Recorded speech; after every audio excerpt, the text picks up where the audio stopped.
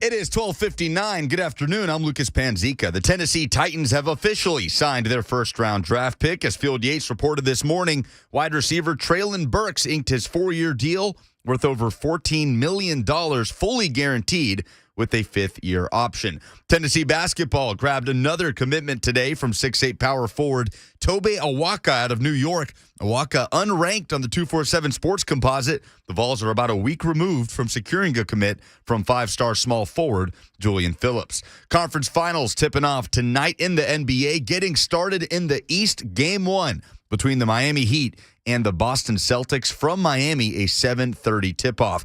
Today also marks the first day of the second round of the Stanley Cup playoffs, and it's a Sunshine State matchup between the defending Stanley Cup champion Tampa Bay Lightning and the President's Trophy winning Florida Panthers. That's tonight at 6 from Sunrise, Florida. In the West, the Colorado Avalanche have their first action since sweeping the Preds in the first round, hosting Game 1 against the St. Louis Blues. Puck drop at 8:30. For all your foundation repair and waterproofing needs, visit USSTN.com. Breaking news at once in your home for the Titans and Vols. This is 104.5 The Zone.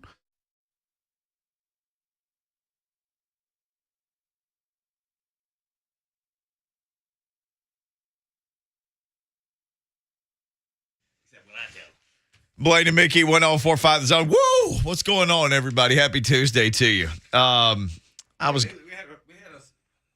just got coached up in here. No, Oscar's is coached up on how to eat. Yeah. I mean, you were showing me some DB drills, too. I feel like I go out. My arms are too short, though. I don't think I can be a first-round draft pick. Yeah, I can coach real good when, there's, no players. So I'm pretty good at that. No, I like it. So, sometimes, man, we get in here. I don't know if people can see it on the video, but you're giving me a good lesson, man. I feel like I'm ready to go and, watch Roger McCreary more closely now. I got the cheat code, but if I did that in an interview, they say, oh, this guy knows too much. We can't hire him. That's what would happen. It's as sad as that sounds. That has happened. Knows too much? Yeah. Well, that's what it comes off as. Oh, man, this guy may be a threat for my job. Really? Wow, dang, I didn't know that. Man. I don't think I could do what Lucas does. Lucas, you got to mentor me and teach me how to do your job. I don't know if I could ever do it as well as you, but if I can just do it on a temporary basis, man, I could become a threat. We should do that. We should do that like one day a week during the summer. Switch places? Yeah.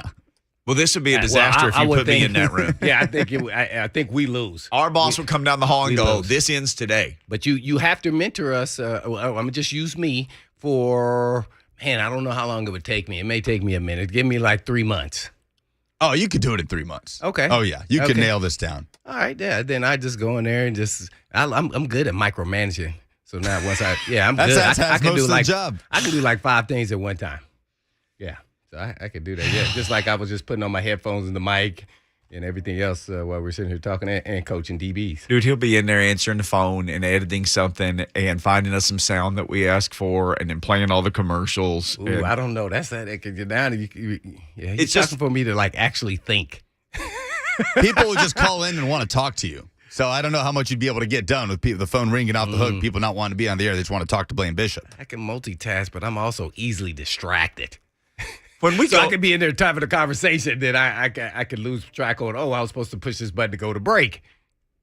Lucas raises a good point. People would just want to talk to you. Like when we go places and you go places, what's the thing that everybody talks to you about the most? Is there a game or a play? Or is it 2000? Is it the Super Bowl run? What's the thing that people ask you about the most? The raccoon! Boy, From yesterday. If you heard yesterday's show.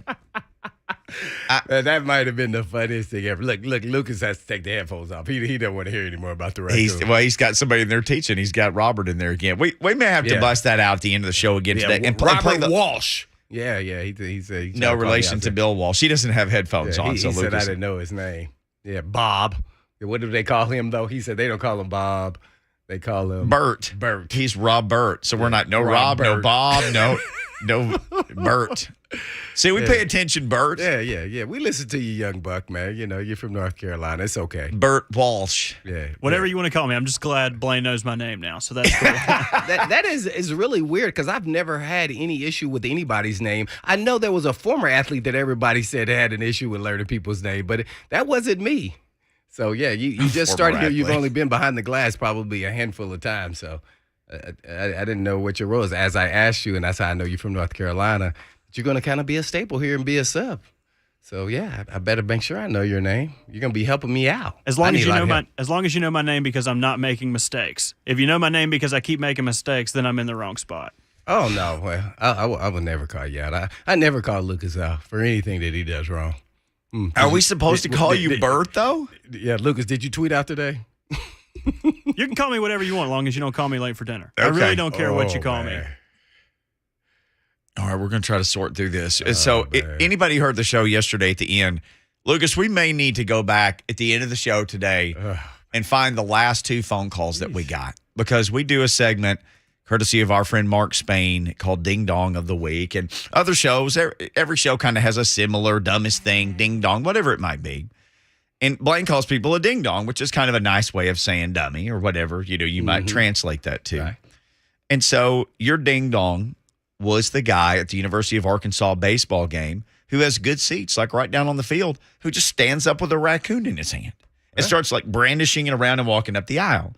And I said, there's no way that didn't end well. And you said, oh, yeah. Or you said he took it out to the parking lot. When he set it down, it bit him.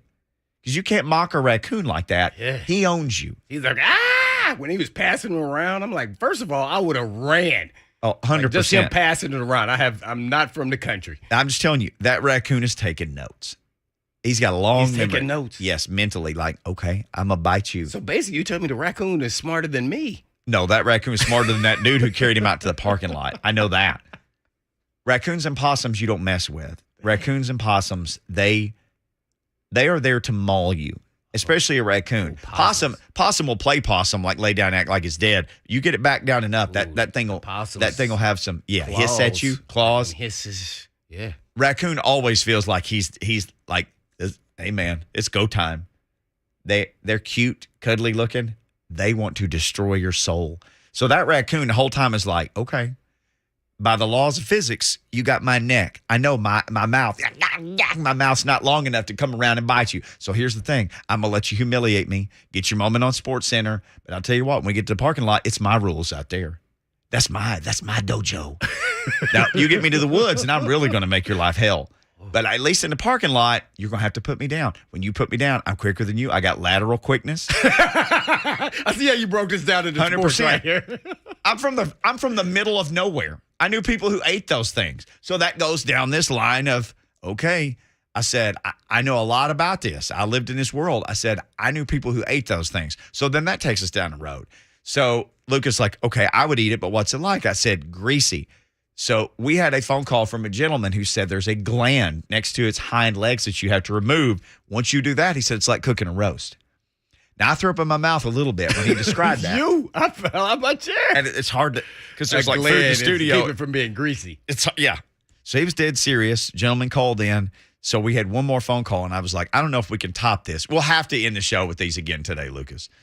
So I said, I don't really know how to top this. I don't know, but let's just take this other phone call. So the next gentleman calls in, tells a phenomenal story about a raccoon was so big that they were putting food in a trap to try to trap him, and he was using his butt to hold the door of the trap on because his butt was so big. Right. So they finally put in a bigger trap, a steel trap.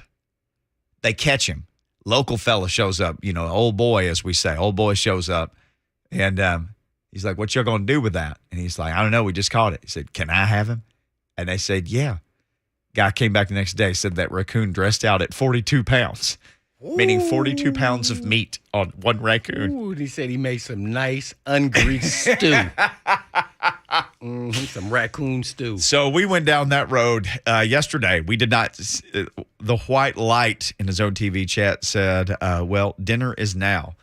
Just make sure that you remove the proper gland. But, so we went down that road yesterday of raccoons and no baked cookies. We had cookies and raccoon show yesterday. And it got into that tangent. I don't know how we got there. We were talking about food. I think you were talking about something, and then that kind of led to food, no cookies and everything else. And then the raccoon. Yeah, so the raccoon ate all the no-bake cookies. Oh, that raccoon eats whatever he wants. Yeah. Their diet is whatever they get their hands on. They're trash pandas, right? They eat your garbage. Now, my experience came from Arkansas. I never played for the Razorbacks or, played my way into a first-round pick, but Traylon Burks, also a fellow Arkansan. He is from Warren, Arkansas. He is a Warren Lumberjack. He has signed his fully guaranteed $14.369 million contract per like a bunch of people today, Field Yates and others. Hey. 7.63 signing bonus. His salaries are $705, $939 and change, 1.5 mil and change, and 2.6 and change, plus a $400,000 and a $425,000 guaranteed training camp roster bonus in 23 and 24. I look back last year, Farley's deal it said was guaranteed. I look back to Panda, and his deal was guaranteed, all except for a little bit, but I guess they recouped some of that because he breached all the things that happened. For 5 years, and they pick up the option, correct? If that time. There was a little bit of his that wasn't. The one guy that I couldn't find that his deal was just all guaranteed was Rashaan Evans. So, because you and I have talked about this before, like Deshaun Watson's deal, all guaranteed. There's never been anything like that in the history of the NFL. Most NFL stuff's not guaranteed. Like, sorry, man, you're cut. No more money. No, the only thing that's guaranteed, well, my time is signing bonus. Now it's changing a little bit, and that's kind of been my whole big issue with the whole contract. Because you look at the other sports, and as big as the NFL is, I knew certain positions, just starting with quarterback. Kirk Cousins has a fully guaranteed contract. I think he's in his last year of that, or was this past year the last year, and they picked it up. But, NBA, NHL, all the major sports, baseball, they all have guaranteed contracts. So that's the stickling, because then reason why I think that's so huge, and it's not about this the guarantee, but I think then the team and the training staff approaches you a little bit differently. And when I say that, I'm talking about then even though the same amount of games is still matriculating now to 17, it's going to get to 20, 18, then 20. Yeah. Is, to me, they have invested interest to make sure that you come back healthy because it's a longer season. And guess what? We can get you back if we let you sit for a day or two. And that then leads to more players, as I've been saying the whole time. I know, maybe I should start tweeting, get tweeter fingers and just tweet all the time.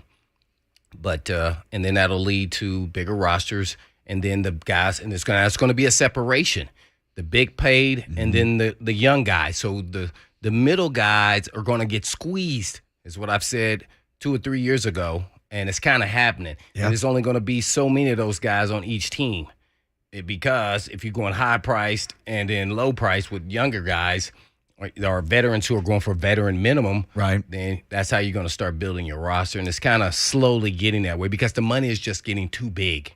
And as soon as you get paid the big money when you're a veteran guy, the next thing is now to tear you back down immediately that season and then try to get that salary back down or to release you and then you go sign with someone else. That's kind of how the league is built. But as you're saying with the guarantee, we're still going to have to pay you. We should probably try to. Yeah, Blaine needs a scope on his knee. He got the scope. He is not playing the next game because the knee's going to be bothering the entire season if we don't let him sit for at least 2 games. Right. Which will be then in a 3-week frame. And then instead I'll have to get, what happened is I went and got another scope at the end of the season. So it never healed because it never had a chance to. You play Sunday and you play the next Sunday after a scope, then it just swells up every time. And then it never really heals. So then you got to go back in there and scope it to make it heal and then go through the rehab process. So to me, that is where it's going, which is good for the players to a certain extent, at least as far as their health, outside of their noggins. Well, we shall see, though, because it's a brutal sport. Yes. And the guys are getting bigger and stronger. And to me, for whatever reason, bigger, stronger leads to more injuries. And maybe because the impact of what they're doing is a lot harder. I think, too, one day we were on the air. I don't know if you remember this. Was years ago. We were talking about the Steel Curtain Steelers, which is the most feared defense, arguably, one of all time. Oh, yeah, and the Ravens. And the Ravens, 85 Bears or 86. Right. There's a few 85, of them. 85 Bears. And I said, let's 99, 2000 Nobody Titans. even knows this. I said, let's look at Middle Tennessee's current starters, and every one of them was bigger than his counterpart on the Steel Curtain. This has been a few years ago. Oh, right. But I mean, human bodies are only made to carry so much mass and weight and to move as fast as they are carrying that much weight. I think that's another thing, too. I mean, your frame,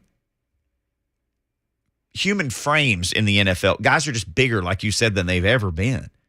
And it's the same muscles and the same bones and the same skeletons carrying around all that weight. Yeah, I'm always interested running into people. You know, like when you look at Alabama, like, man, where do they get these kids from? Like, I'm like, how were their parents able to feed them daily? I don't know. Seriously, because, I mean, you just imagine how much I ate as a teenager, 14 to 18. I mean, I thought I was eating up. I felt like I ate every 2 hours. Yeah. I mean, I can't imagine a 280-pound high school player and how much he's eating. And I weighed 80 pounds, and I ate every 2 hours. Yeah, so it's these guys. It's kind of fascinating to see where he's going. I don't know. Maybe it's gonna what goes up must come back down. So he's gonna get back to our size there in a minute. There, Mickey. I don't know if they'll ever get to my size, except for the kicker wearing number 11. He was about my size. Justin Mello, great guy covering the draft and draft prospects. He continues to kind of stay after these guys. Did a great interview with the quarterback coach from Malik Willis. He talked to Theo Jackson. We're going to get into some stuff with him next about some of these new Titans you do not want to miss it. Justin Mello up next on Blaine and Mickey.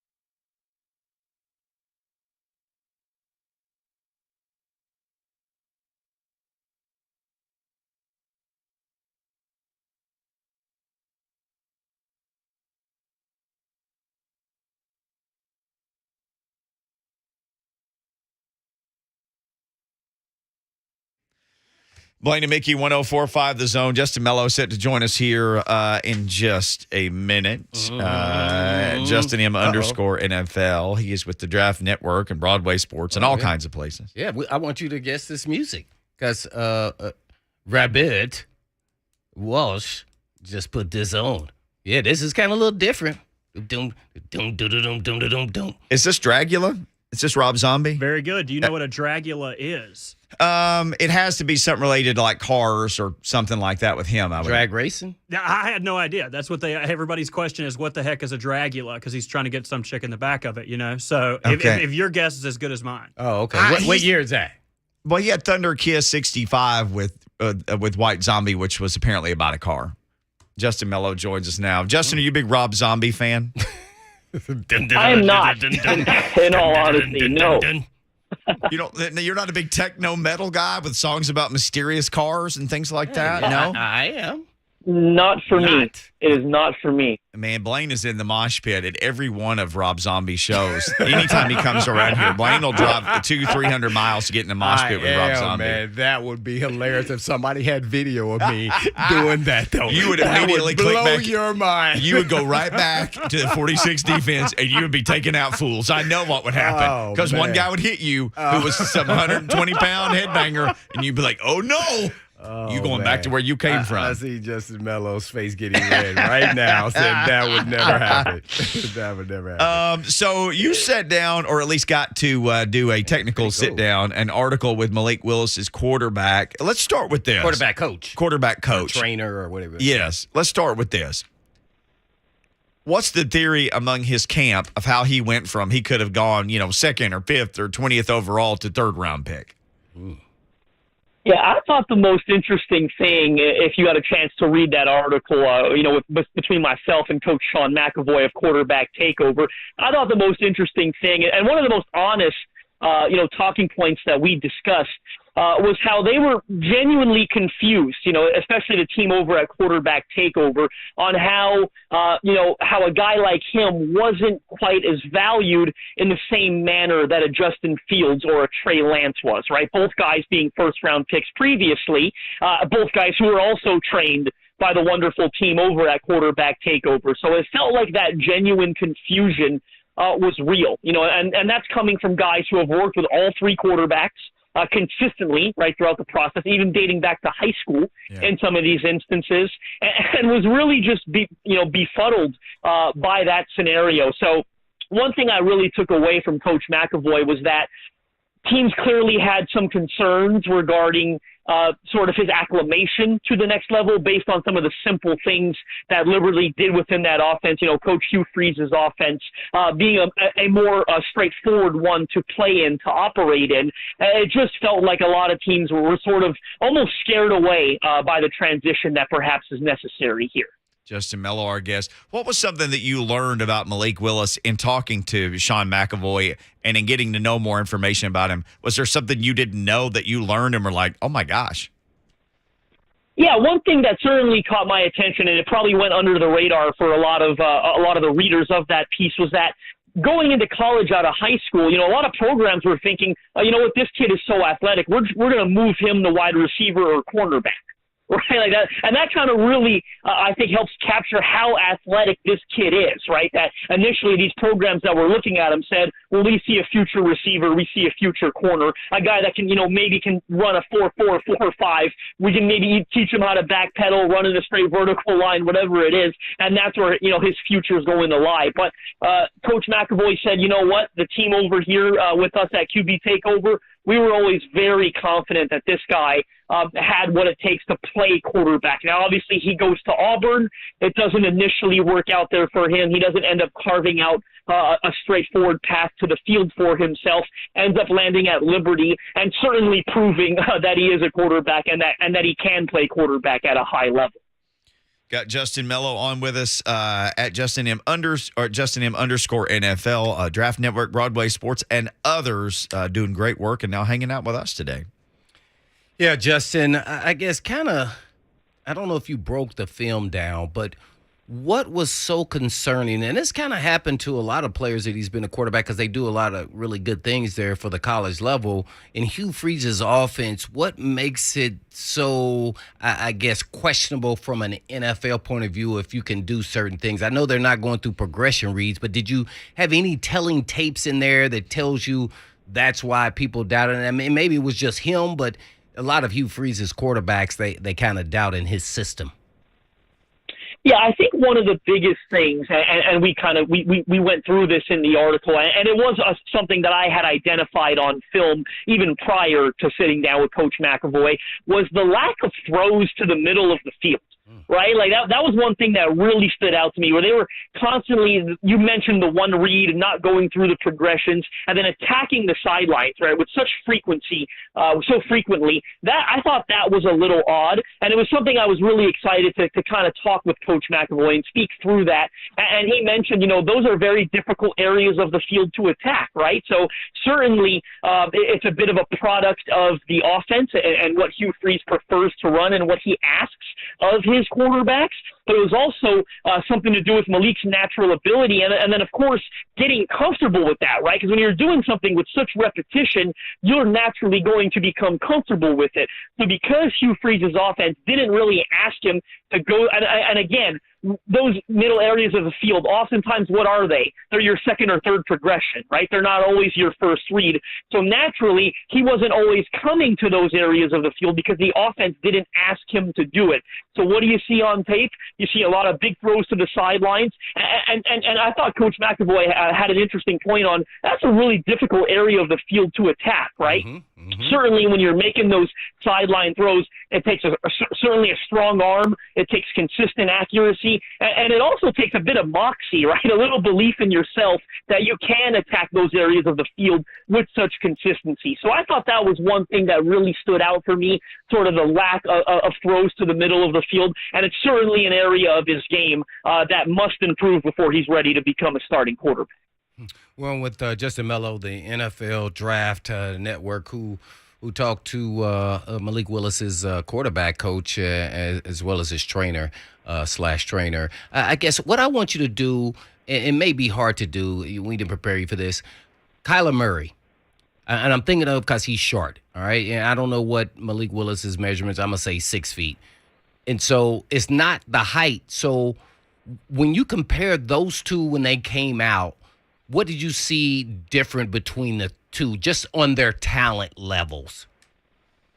Yeah, I think one thing for sure is, Kyler Murray, having played at Oklahoma, having played under Lincoln Riley, certainly you felt better about the transition, right, that he was going to make to the NFL. And Lincoln Riley has sort of a history, right, of developing some of these kids. Right. Obviously, it hasn't really worked out for Baker Mayfield in Cleveland, but because of Baker Mayfield, you also felt, I think, a little better about Kyler Murray. So I think that's one of the biggest differences was the readiness, so to speak, of the prospect entering the league. I also think when you're looking at them, certainly, from a size perspective, you can make some comparisons, but Malik Willis, I find, and you guys would, you saw this at rookie minicamp. You saw it when he stepped up to the podium in that sleeveless, look, ready to speak. He is really thick, right? Really compactly built. I think he's a very powerful runner, very, very different from Kyler in that aspect. Where I think some of Kyler's elusiveness more comes from natural athletic ability,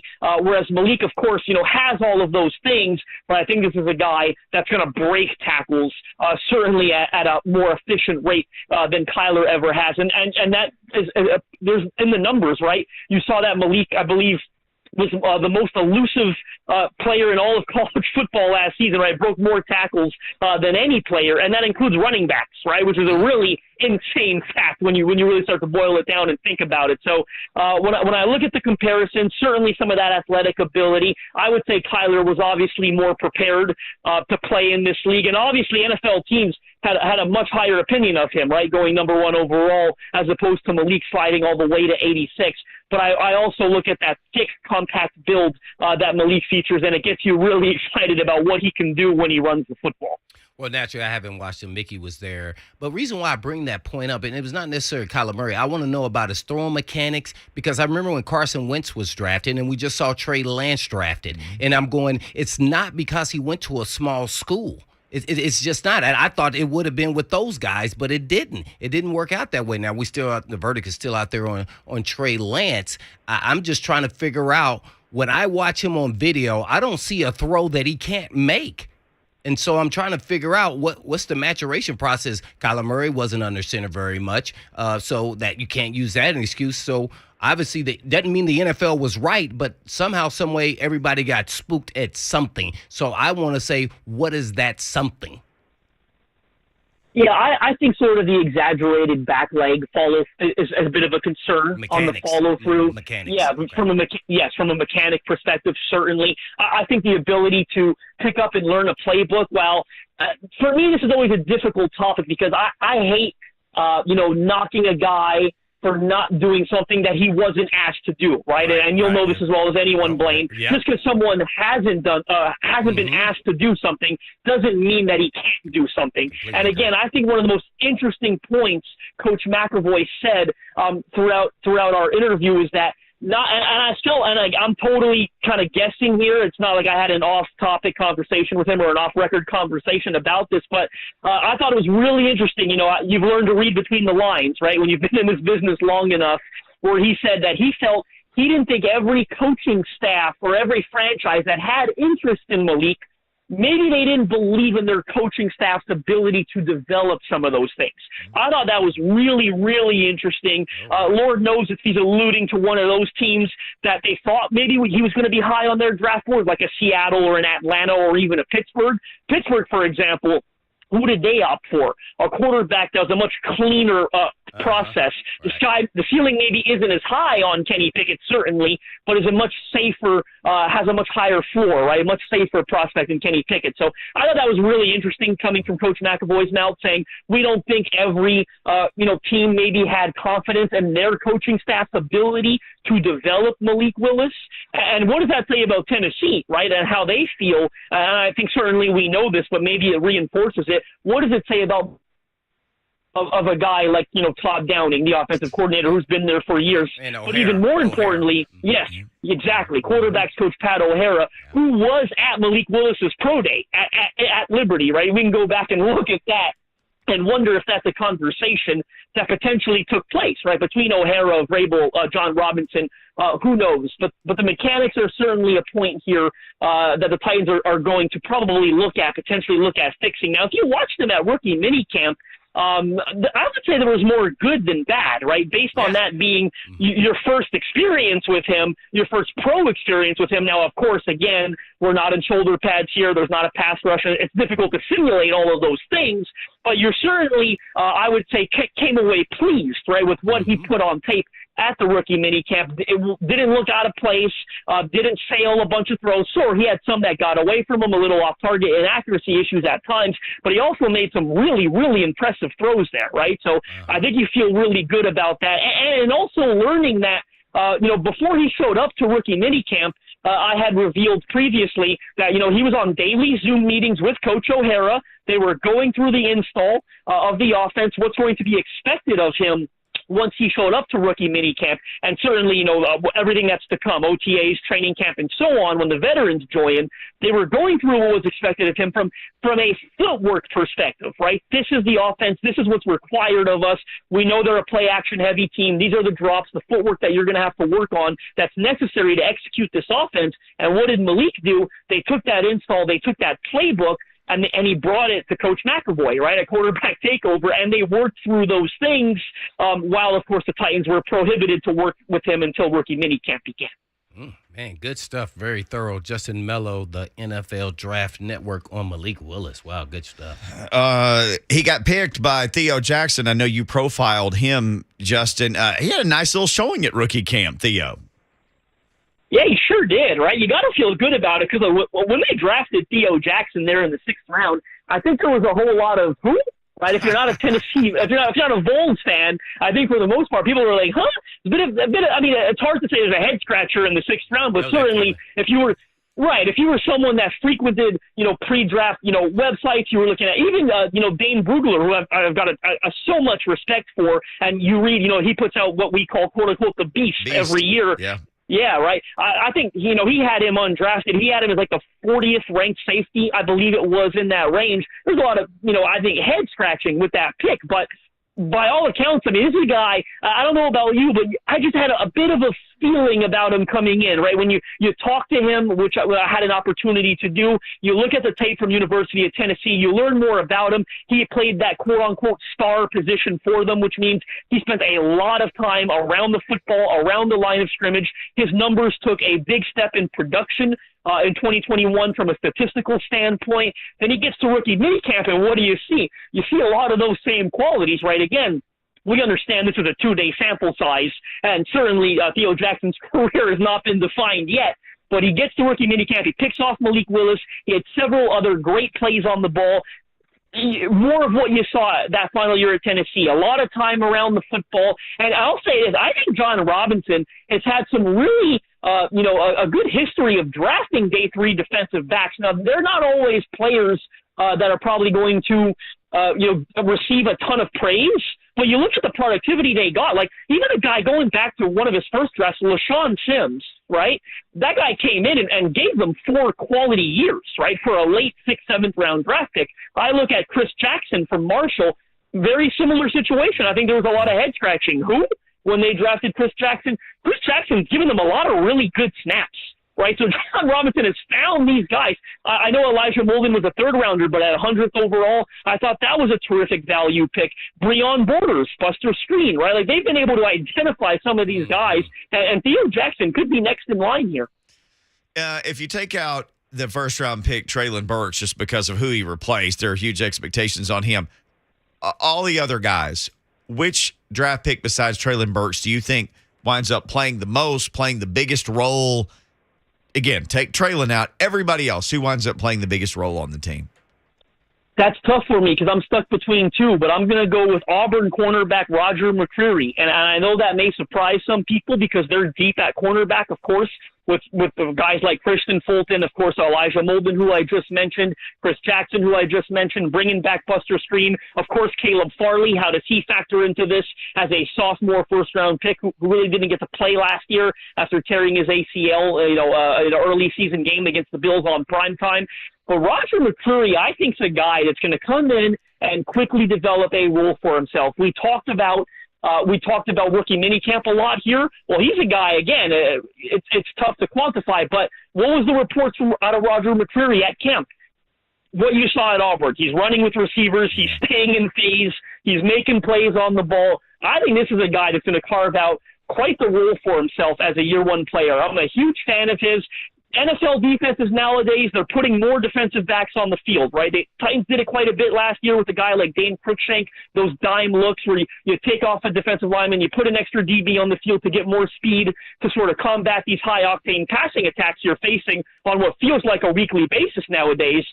The Titans can do that and maintain solid run defense, right? You're not worried about guys like Jeffrey Simmons, Harold Landry, Bud Dupree, Dina Kawatri defending the run. You feel great about those guys and their ability to sort of overcome the odds, right? If they feel a little shorthanded on that line, those guys are still good enough to sort of stop the run. So I look at a guy like Roger McCreary. I think they're going to put a lot of defensive backs on the field this year, and I think McCreary's a guy that's ready to hit the ground running. Justin Mello just preaching it right here on Blaine and Mickey. Well, I guess before we let you go, I know you don't watch pro a lot. I'm sure you do a little bit anyway, especially the Titans. But take us through what makes Tannehill's mechanics so good compared to Malik Willis. I think Tannehill's always had a very clean process, right? Certainly since he's gone to the pros. Lower half, upper half, it's always in sync. Right, I think that's one of the biggest things. He doesn't do anything with his lower half that doesn't complement what he's doing with his upper half, right? And I think that's really impressive when you remember that this guy played some receiver in college, right? So he had a bit of an acclimation period to go through as well as a professional quarterback. But I personally find that his mechanics are always well in sync. They're well balanced. Upper half, lower half are always working together, right? And I think that's the key to achieving clean mechanics from the pocket, right, as a pure thrower of the football. And obviously Ryan Tannehill is super athletic, right? He's a guy that can get outside the pocket, extend plays, create with his legs. But I find when he is working as a pure passer, the mechanics are clean. The process is clean. The footwork is good. It's clean. Again, one of Malik Willis's biggest focuses throughout this offseason, as I learned throughout that, regarding the install with Coach O'Hara, was the footwork necessary to run that heavy play action attack, right, that Tennessee has preferred really since Matt LaFleur and Arthur Smith were there. So what does that tell you about Tannehill? We probably don't give him enough credit for the mechanics that he came to Tennessee with, and the way that he's been able to run that offense really with such efficiency. And remember, this is an offense that has scored, essentially 30 points per game, right? Its first 2 seasons under Tannehill. So I think that says a lot about his mechanics and the way he works with them to operate Tennessee's offense. Justin, fantastic stuff, man. Always great catching up with you. And I know people love hearing from you and love getting it live, catching on the podcast later. Thank you, man. We always appreciate the time.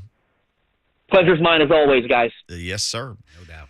Wow, good stuff. Justin got into a little bit the Titans offense and what it looks like. We were talking about a stat they've got to replace on this year's offense. It's the highest number of passing targets they're missing.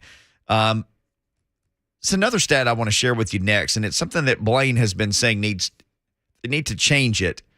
But to me, this was a remarkable stat from last year, especially the way things happen. I'll share it next, and we'll get into this. It's Blaine and Mickey, 104.5 The Zone.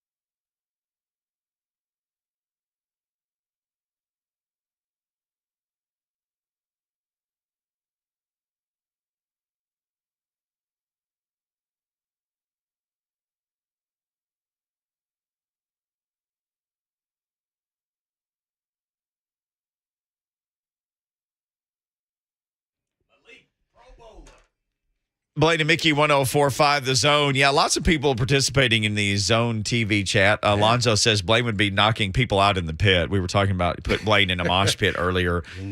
Jeff says 1965, 5-5. That is a reference to Rob Zombie. Christopher got in on our discussion with Justin Mello. By the way, if you're just joining us, go back and catch the podcast later with our guy Justin Mello. Really good. He is, somebody was like, that guy has so much information, and it's all crammed into like a 16-minute visit. It's almost like if you had to eat your entire Thanksgiving dinner in 16 minutes. You got to do it real fast.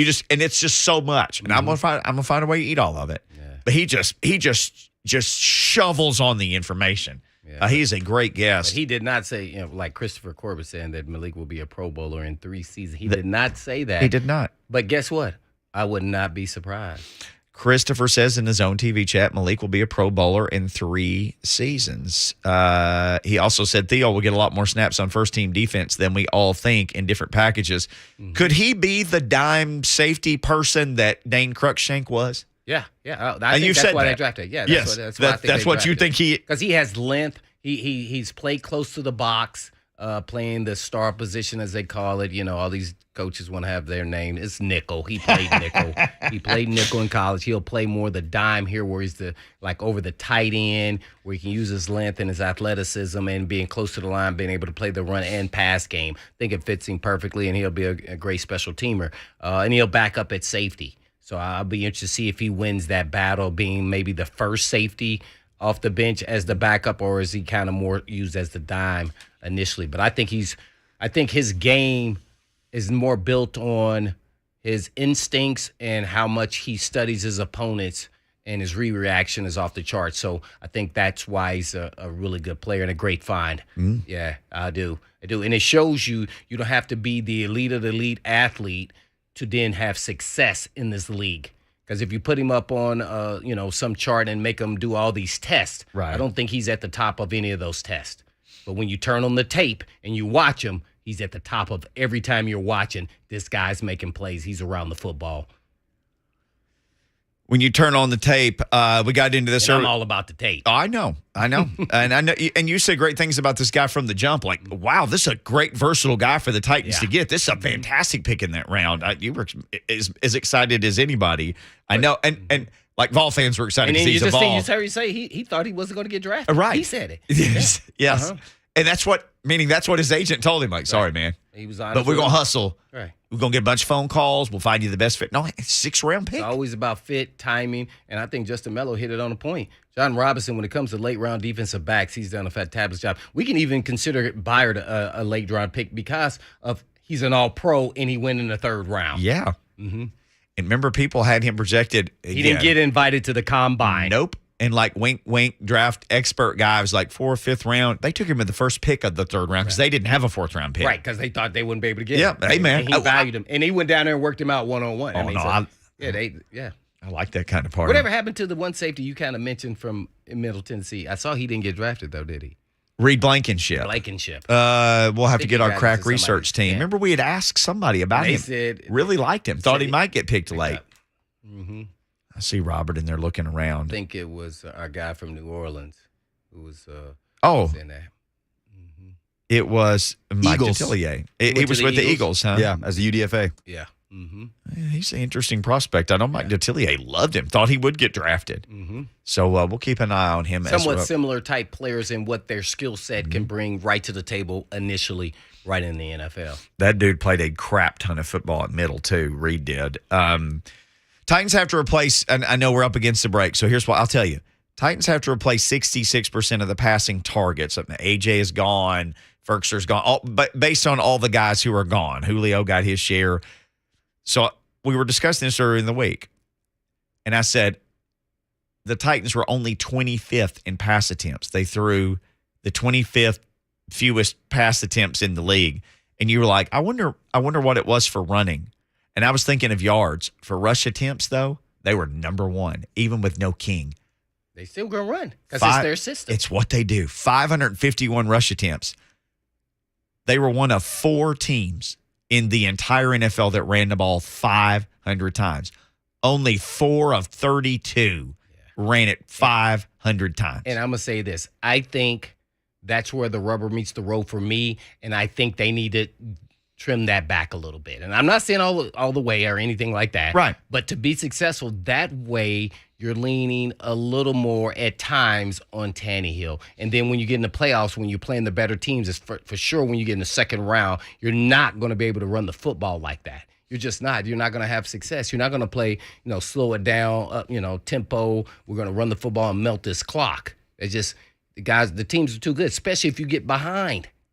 So I think they need to level that out. And King may not be happy about that, but I think overall it'll make a better team. But it's going to be kind of interesting when you're talking about 66% of the team is missing on the offense. The targets, yeah. Targets. Well, they're going to lean on the defense early in the season until these guys get up to speed, because we could talk about preseason all we want to, but until that first bullet is hiked on that ball in that first regular season game, is it a real game? And all these guys are going to go through some adjustments during that time. So I hope the defense is ready to carry the fort for probably about 3 or 4 weeks. And I never like going into a season where we have to carry the fort. No side of the ball. That is not fair to any other side of the ball. Everybody should be out there doing their job and doing what they're supposed to do to win the game. And you can't, as a coaching staff, say, hey, this is what we got to do. No. Because that can backfire on you, and the defense can have some holes and leaks, especially in a first game. Yep. With Dayball, who knows you, who came from Buffalo. Yes, he did. All right, we'll get into that and more. I got a couple interesting Twitter polls up on Blaine and Mickey about the rookies. You can jump in and answer those. We'll give you some results. Talk a little cornerback play with a first-year guy and a second-year guy next. Blaine and Mickey.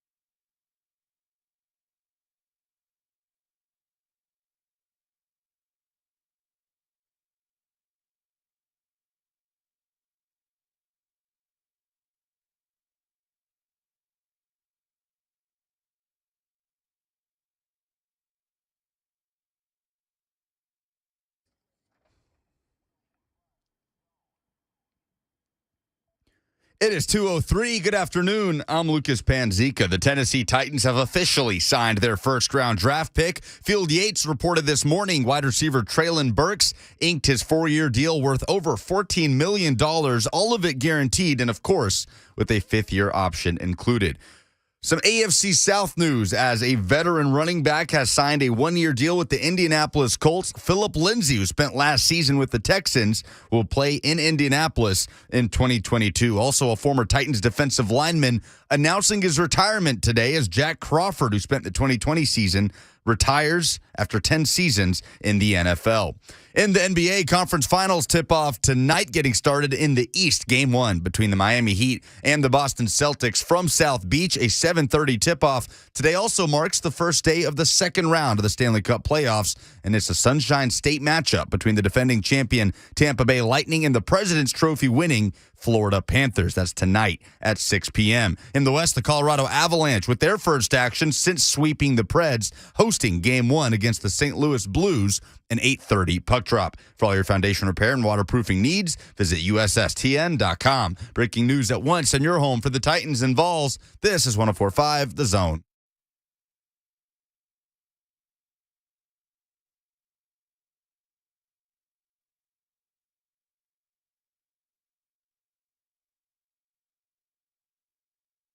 Blaine and Mickey, 104.5 The Zone. What's up, everybody? Happy Tuesday to you. 2:04 in the Music City, or anywhere you're listening in the Central Time Zone, for that matter. Got this next hour coming up, the Mac Attack, Coach Mac, in about 20 minutes. Man. We got lots to get into with him. Rookie minicamp. They're about to join the vets. We'll discuss all that with Coach Mac. I'm asking about CP3.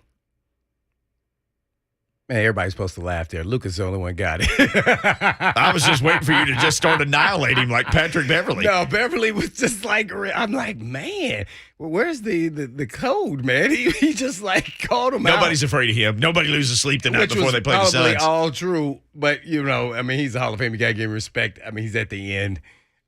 We can't hear you, Lucas, because your mic is not. Oh, he on. said he has the Pat Bev audio just assassinating him. I'm like, oh man, dudes, players are gonna go. And this Beverly dude, he'd be the perfect guy to say something like this too, because of how he plays, and he's just kind of that wild card, overachiever guy. Don't take anybody crap, and then he's a defensive guy. Really, that's his stick, and he's a role player. The most interesting take on Pat Bev's take was by Matt Barnes. Matt Barnes. Yeah. And Matt Barnes has turned into the most level-headed. I love Matt Barnes' analysis. Oh yeah. On TV, I could stand him as a player. But he's fantastic on TV. And he's like, hey, man, Pat Bev, you and me are role players. CP3's like 7-time all-defense, 9-time all-star. We're not him. You can't take him down like this. Yeah, you can't do that. Hey, man, you can't do it. You and me are role players. We knew our role. A role player can't take down a superstar like that. You don't do what you're doing. Like Matt Barnes was like, hey, man, you best stop this. Yeah. I mean, he took him to task, but this postseason of the NBA has been the most really wild. Good. The games are fun. People are losing their minds on each other. There's rivalries. I mean, even if you don't like it, I mean, hey, we're between like rookie minicamp and OTA practices right now. Ugh. It's on TV every night. I'm calling my shot right now, since it's the only time we're probably going to talk about some NBA. What? Yep. I'm calling Heat over the Celtics, and I'm calling Mavs over Golden State.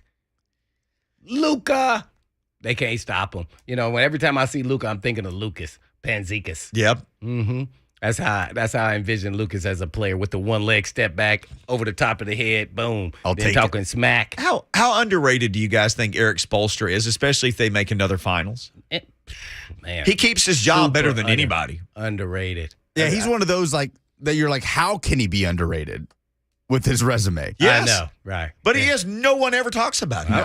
I'm more fascinated if he's out laying out getting the tan, or is he going to the tanning bed? Because he's always got this nice tan to him. I'm like, clear. dude. I've never had a tan. Wow. So, yeah. Mickey, question: has Butch Jones gotten Eric Spoelstra to speak to Arkansas State yet? Not that I know of. Are they pals? They're apparently very good friends. Really? Spoelstra spoke to Tennessee's football team once. Oh, I think they have the same agent. That might be it. But I just remember that they kind of go back. He did. That's Okay. right. I forgot all about that. He did. Yeah. I mean, Spo's going to walk in there with his jewelry on, and they're still competitive. And they, kind of ebbed and flowed some over the last years, but they're right back again. So it's going to be Dallas versus the Heat in the finals. Then the NBA does not want that. That would be a rematch. Wasn't that the first? The championship Dallas? The title the Mavs won with Dirk was against LeBron and the Heat. Yep. And I was actually cheering for the Well, Heat. I'll just tell you this. The NBA is a coastal league. They are very happy that it's no Milwaukee. I mean, I know Giannis is a superstar and it's a superstar league, but they want like big TV markets. In the NFL, it's all a big TV market, all of it. Green Bay is the size of Murfreesboro, and their big box office on TV. NBA, they want the coastal, big cities. That's what they want. Couple of poll questions, and then I'm gonna lead you into the Zone TV chat. Lots of good stuff in there today. Yeah. Wow. So Blaine, director of content, texted me this morning. He's like, I got 2 good poll ideas. So we put these down at Blaine and Mickey on Twitter. Director of content. One of them was Mickey. Who will start for the Titans this season at cornerback, Caleb Farley or Roger McCreary? Well, right now, Caleb Farley's running away with this, 69% to 31%. Ooh. Let me tell you, and I'll just say this. What? He's running away? Like Caleb Farley is running away with it, 69%. What does any of us know about Caleb Farley, though? Nothing. Thank you. We know he's nothing injured. about it. He's nothing. injured. When was the last time he played a season of football? The whole season? 3 years ago. Okay, in college, right? Yeah. Yeah. But they better watch out. This dude, Roger McCreary, they can say what they want to say. We got a younger Malcolm Butler with speed and even a little taller. And this guy sticks to people like glue. That's what Jim Wyatt said. Mm-hmm. Every time I look at him, he's running with some receiver down the field. All day long. I loved him in college because I watched that Alabama game because I thought they shouldn't have blitzed there at the end of the game or they would have won it. I'm like, play zone. Yeah, I mean, a lot of people going to say when the offense got the ball, they got him run out of bounds. I get it. Yes, but the defense was playing so well. And then it was just like, no, do not go all in on this guy. And then they caught a pass across the middle or something, and boom. McCreary, I never heard his name. That means he was locking people up.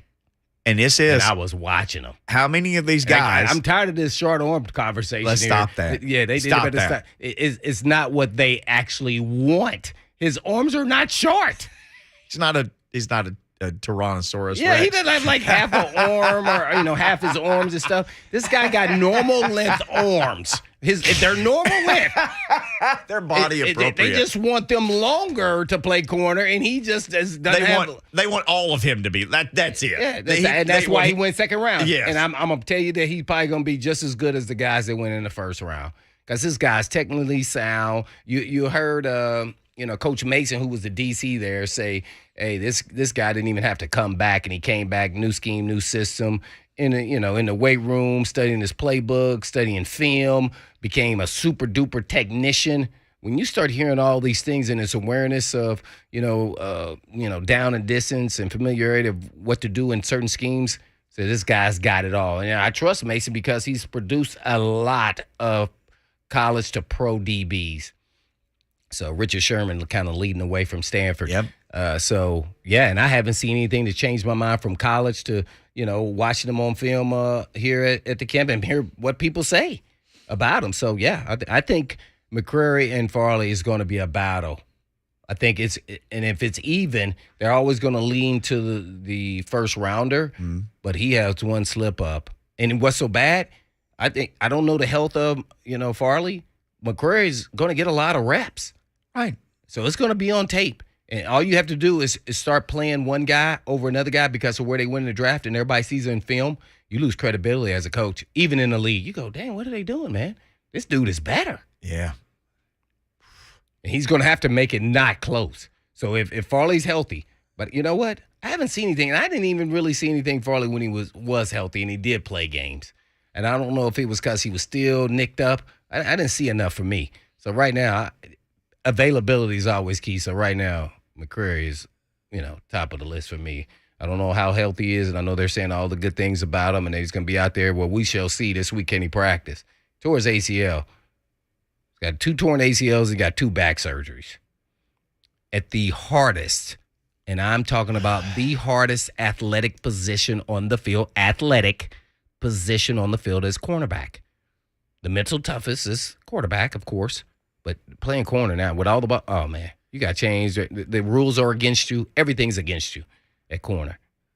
So, yeah, he better be ready to rock and roll. So I think he's going to be behind the 8 ball, and I think McCrary is going to be available all through this time, all the way going to training camp. And last time I checked, a very tough ability to beat was availability. You never win. Yep.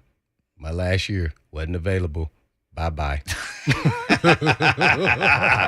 Well, you'd had 9 years of available. Yeah. Bye-bye. But see, 32 and available. Well, you did relocate your groin, though. Yeah. I mean, like, you didn't move to another city, but it was off the bone. Yeah. Well, that was the next guy. That was Liz Franks here. Oh. Yeah. So, yeah, Mickey, they're asking you about the Chigo Conquo get snaps in the slot. Well, that would mean essentially he was playing the Ferkser role. Yeah. But he's a different person than Ferkser. He's athletic like that. Wow.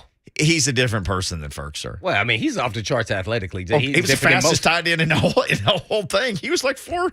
What was he? 4.5. Was he 4.48?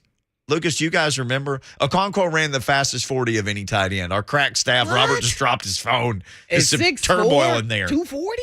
What did he run? He ran the fastest 40. All those guys, I think of they any messed up tight on end. the We got clocks. 2 people phoning. Everybody was running fast times. I'm going to find this before, too. I had never seen so many Millennials. 4.3 dudes in my life.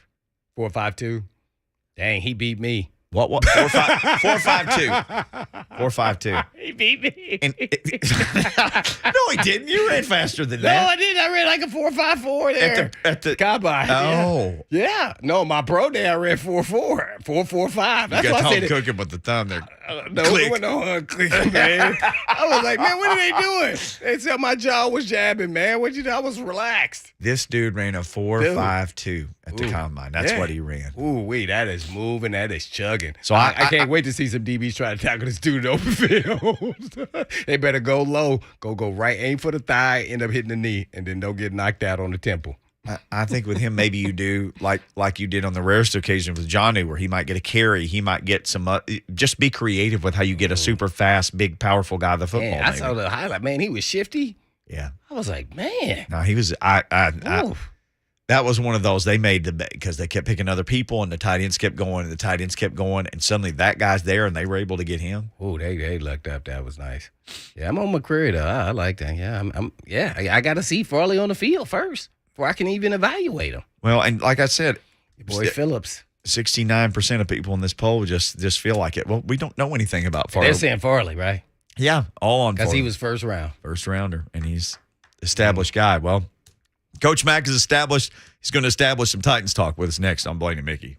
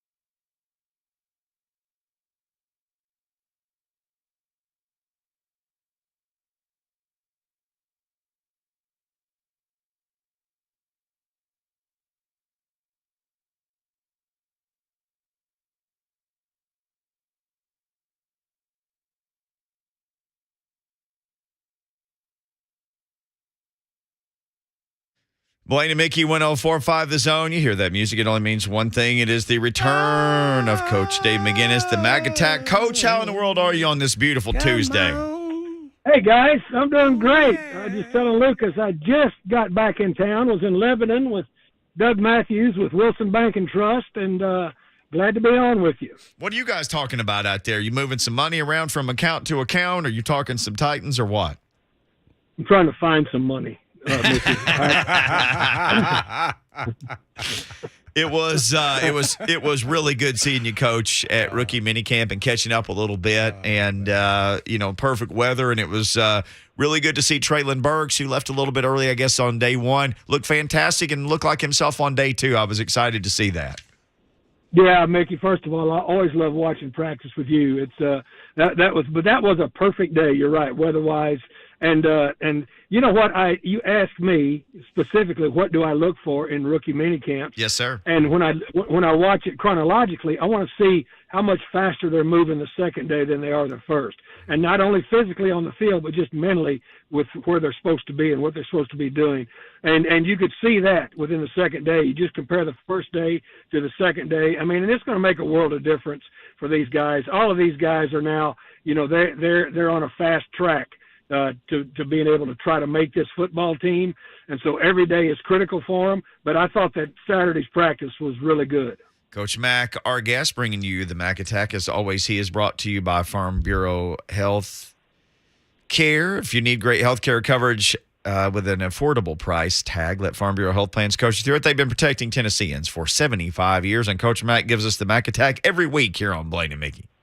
Well, Coach Mack, naturally, Vrabel and his staff always do a great job, which goes overlooked with the fundamentals and naturally starting with the rookies. But if you had to, put them on a scale of 1 to 100, how much do you today and even back in your day when you were the coach value rookie, camp? No, I just love getting my hands on the rookies, Blaine. I mean, I think it would be 100. I think every coach, because that's why you coach. You coach, you have to have players, and you want to develop players.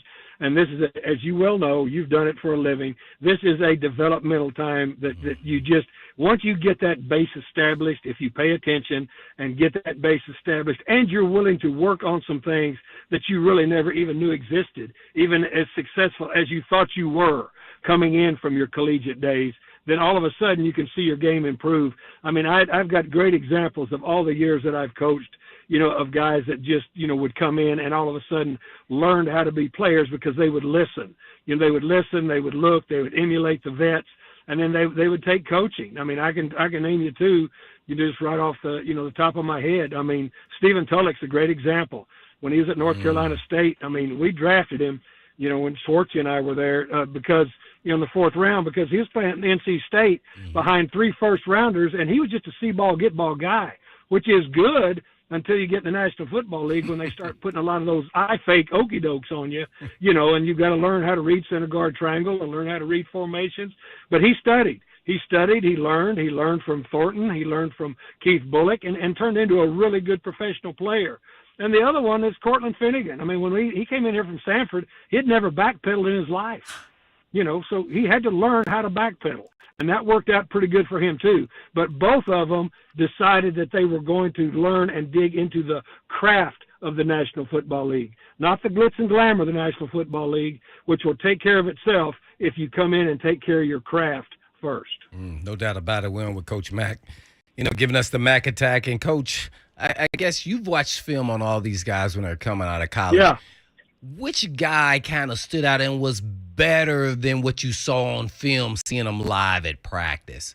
Or, I'm not talking about off the charts, but I mean, just they looked better than you expected. Mm-hmm. No, I'm with you. And really, I don't think looked better, but I really like McCreary. I like him as a football player. I mean, because, I've watched, again, I'm not the end all to be all, believe me. I've made mistakes before too in the draft. After, 31 drafts, you're going to make mistakes. That's a lot of players. Just one a year, huh, Coach? Well, yeah, at least. But when you watched him, and I'll tell you what he is. And when I look at corners and I break them down, I try to put them into categories. He's an in-phase corner. He's always in phase with what's going on in front of him. and that's important. I never saw him in too many, bites and have to catch up mode. Never saw him out of position. And then, the guy's always in phase. He's always in the right hip position. He's always in a position to stick his hand in the basket. He's got really good feet and hips, Blaine. When you come watch him in person, he's got really good feet and hips. And you can't fake feet and hips, right? You just can't fake it. You got to fake it till you make it, Coach. Got to fake it till you make it, Coach. But you can't fake that, and you know it because if you're stiff in the lowers as an ironing board, you ain't gonna last very long. But this guy has got hips. He's got feet. He can transition. He can really move easily without getting off of his line. I like McCreary a lot. And I don't want to put a whole lot on him to start with, but I'm just watching him. And plus, he competed in a really, really big time conference and held his own pretty well, I think, in the films I viewed. No doubt about it. We're on with Coach Mack giving us the Mack attack. Coach, who did you see maybe from day one to day two, like you noticed, oh, he did that better today. Oh, this guy was crisper route. Oh, this guy got to the ball quicker. Were there anything that you noticed specifically like that where you see a guy literally picking it up in real time from day to day? Theo Jackson. Yeah, and Theo Jackson is that kind of player. Smart. I think, I watched him a lot this year doing coach to coach for 20 weeks, with Doug Matthews. We watch Tennessee hard every week as we do all the Southeastern Conference teams. And just to watch his development and watch his development throughout the year, I really seriously thought he was the best defensive player on the Tennessee football team this year. And for a lot of reasons, and not for anything spectacular. He was just consistent. So consistent, always there, played a position that takes some adjustment to do in that star position that they play in that defense that everybody's playing now, that configuration in the Southeastern Conference. But he's got a sense for where the action is. He's got a sense for that. And some guys have it and some guys don't. And I really believe he's got that type of sense. With as many DBs as teams play with, it does seem like there could be a role for a guy like him, even if it's in the dime. Maybe he plays more of that Dane Cruikshank role that people talked about so much last year where he helps cover tight ends. But his versatility at Tennessee seems like that's something that could obviously pay dividends here, like you said, and a nose for the ball. That's why he was drafted. To me, and again, I'm not making any roster decisions. I just watch, and then I just, I try to convey to the fans during the game what's going on. But just, I've watched a few practices in my life and just watched players. And to me, he's a guy that I think would, in sub packages, especially as much big nickel as people are playing now, that's a big thing. And being able to match tight ends and being able to drop down in the box, especially with altered personnel, whether it's, 11 personnel or 12 personnel that looks like 11, a lot of those things, especially on first and second down, when you're playing the match game with the big nickel. Plus, he's going to be a core teams player. Yeah. If he can pick it up as quickly as I think he's going to, I think he's going to be a help. Man, Coach Mack just bringing us the Mack attack as he always does on Blaine Mickey on Tuesday. Well, Coach, I guess how do you view Burks? And I don't know if it was conditioning or whatever it was, from a coach's perspective, when you're looking at players, especially a first-round pick, then all eyeballs are on him. How do you kind of sit back and approach, having that conversation, whatever it was, to that, hey, we got to get better, and when we see you the next time, we got to see some improvement? Well, he did it the next day. He got overheated. Is what happened. Okay. He got overheated, used an inhaler, came back out, and could have gone, but they didn't have much practice left. So I said, hey, look, let's chill, be smart, let's be professionals, and come back the next day. He was fine on Saturday. He did everything. The guy's got all the requisite skills that you want. He's got size. He's got good feet. Yep. He's got good feet. Made some really nice catches. Dropped a really great throw from Malik Willis. But you know what? He'll learn from that. He extended hands, took his eyes off of it, which, a lot of he's going to be fine, though, when you sit out there and watch him. You watch a guy that big that can move like that, you're going, okay, here we go. Now you got to learn your craft, right? I mean, it's the same way. I mean, AJ came in when I had Anquan Bolden, he wasn't perfect day one, but they're going to work, and they've got some things that you can't coach, and it's that size and that strength, and also he's got more length than either one of those guys I mentioned. No doubt about it. We're on with Coach Mack, giving us the Mack Attack from Titans Radio. I guess, Coach, you mentioned his name. What were your first impressions now after seeing Malik Willis for rookie camp? What were your thoughts? Here's the thing, Blaine, and again, I don't know the young man yet, but just watching him out there and then watching him behind the podium when practice was over, listening to him when practice was over behind the podium, watching him go be the first one out on the practice field both mornings, first one out, and working on meaningful things, and then watching him interact with his teammates during a practice. I mean, some guys just understand what a quarterback entails. And, whether they're going to be great players or not, they are the quarterback. And you know what I'm saying. It's just like some guys are middle linebackers, and can coalesce a huddle. Some guys are safeties that can make calls and get everybody lined up. I just like what I see. And plus, he's really gifted physically in two things. He's extremely quick. He's a sudden dude. He needs to work. I mean, again, I'm not a quarterback guru, never professed to be one, but I do know that he's got some mechanics to work on, and he's going to have to work on what the defense is going to show him. But I really liked what I saw from him, just the way that he conducted himself a lot. No doubt about it. Shows complete leadership and awareness and self-awareness of what a quarterback's supposed to be. There you go. Coach, I was thinking about this the other day since I wasn't a first rounder, and I don't know, nobody around here was a first rounder. I'm always trying to figure out, kind of take us through the timeline of, because we've seen this time and time again, not all of them, of course, not be in condition for their first rookie OTAs. And I don't know if it's because of their scheduling, they're going on all these visits, how they're trying to manage that time to get a workout in, yet see all these teams, eating habits. I'm just trying to figure out, are some guys just better at it, or how do they kind of take us through, how do they manage that time? Because when you say, oh, this team guy visited 30 teams, I'm thinking, okay, well, when did he work out? When did he actually work out? When was he on the field running, track? So I'm thinking about it. I'm thinking, man, I don't know if this is conducive for a lot of these guys if they're not disciplined throughout the whole process. And as soon as you get off a plane, you start going to run before you go to the facility, or you say, hey, I'm going to run too, man, while I'm there. I'm going to do some conditioning. None of them are in shape, Blaine. Right. That's what I'm getting at. None of them are in NFL shape. None of them. I mean, they don't know. It's different. I mean, Mike Vrabel said it very, very well and very thoroughly. They're working out with the trainer. They think they're simulating what it is. They don't know because they haven't been there. And even if their trainers have trained other people, I mean, you know as well as I do, how big a jump do you make just mentally understanding what it takes from year one to year two to get your body ready? So, yeah, that's exactly right. I mean, and so none of them are in NFL shape. They've got a chance now.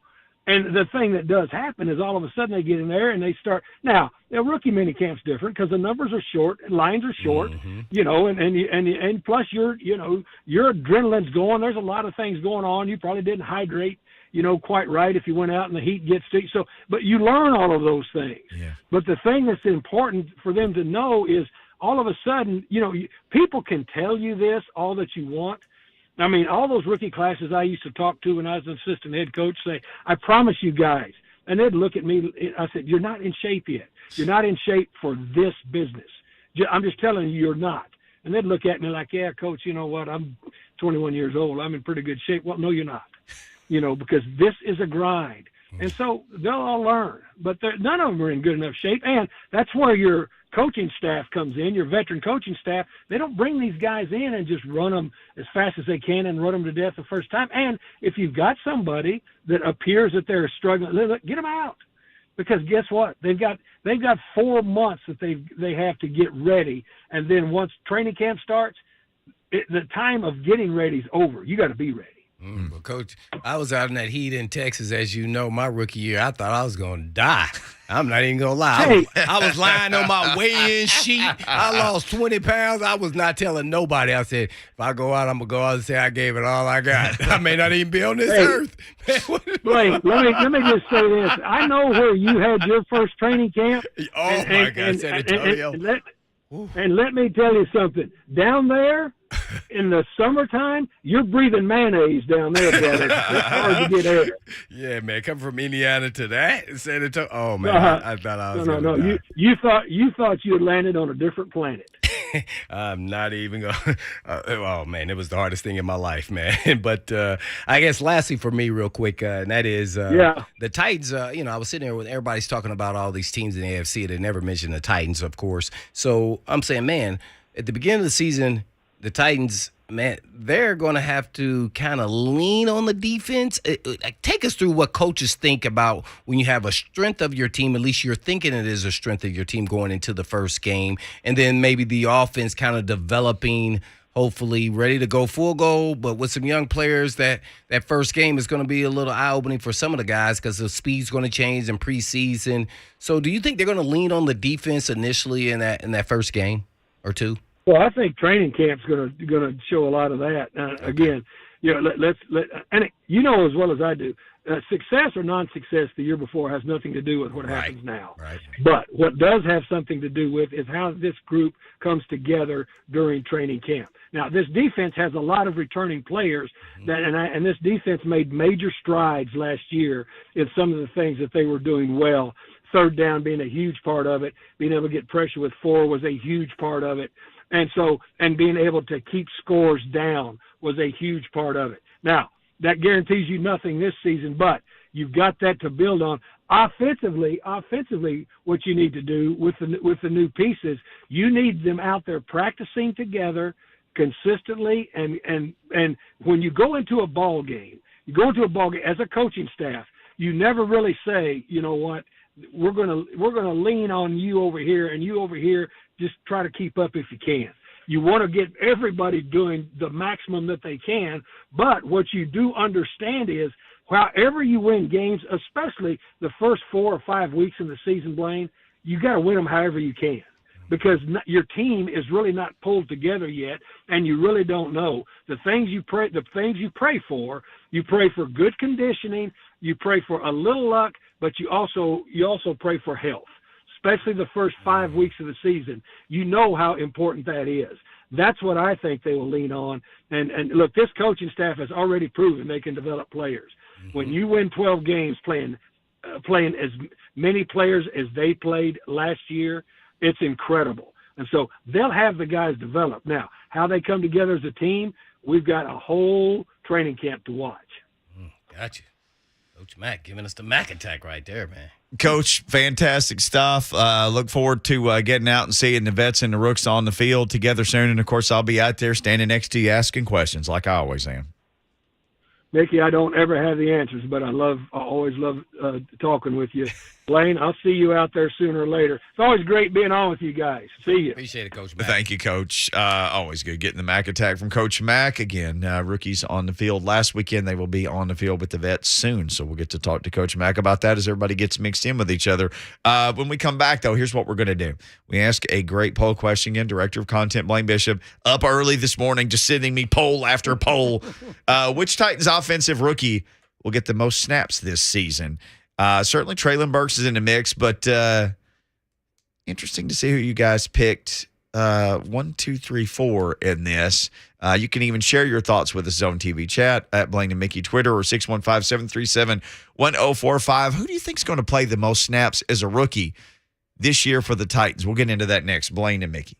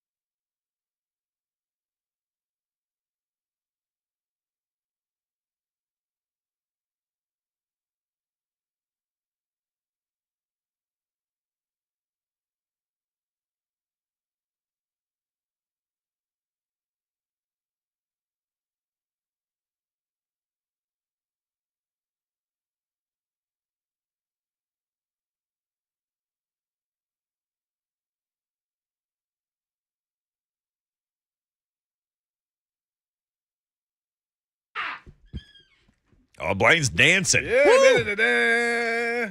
Give it to me, Blaney. Yeah, I remember dancing to this when I was like 1. Oh, you danced this yesterday. Yeah, baby. Rick James, man, he was not a man to be trifled with, but trifled with. No, you did not mess with him. Oh. He was not a man to be taken lightly. Ooh, man, what was the quote from Rick James? Cocaine's a hell of a drug. Whoa. What the 5 fingers say to the face? I hung out with him anytime. What? What those 5 fingers say to the face? Wait, you know the year of this? Give it to me, baby. Gosh. I see everybody in there scrambling around, and Lucas has got his phone out looking it up. Baby. Give it to me, baby.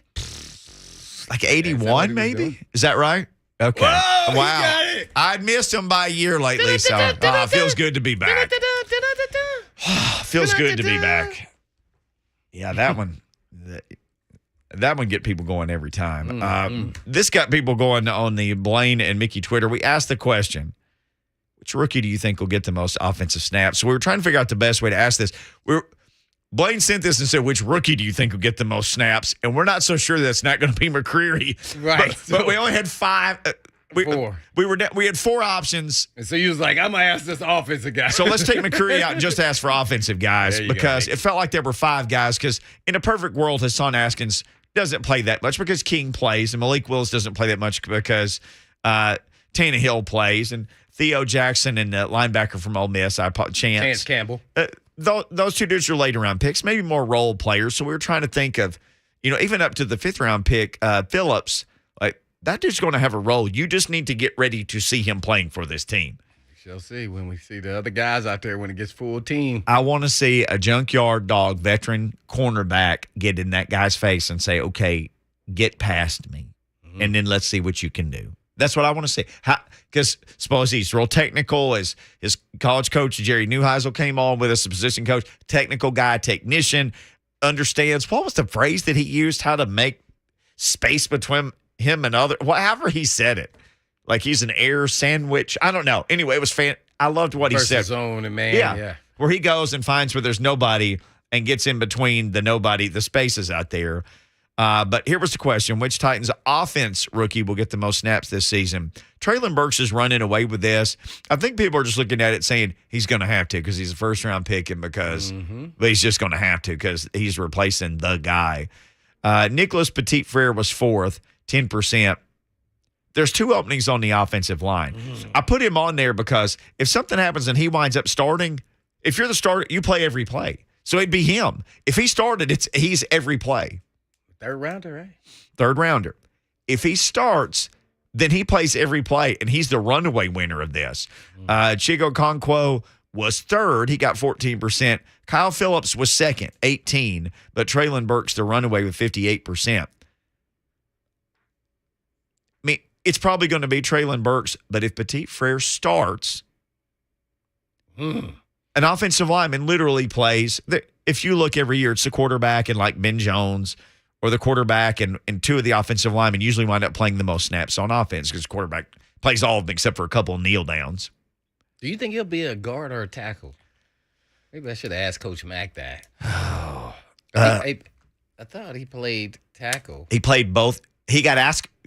John Robinson got asked about his versatility after they drafted him. I watched all these videos. I was painting the windows on my house, so I listened to these videos over and over and over. I saw him play tackle. The video I saw. He played.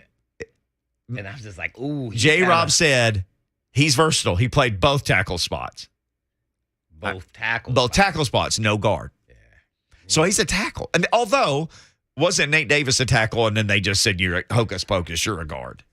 Oh, he was? I think he was the tackle. Oh. Because I think either Vrabel or John Robinson, I think, referenced that of, well, sometimes we take a tackle and make him a guard. And I'd have to look. But Nate Davis was the best offensive lineman on Charlotte's team.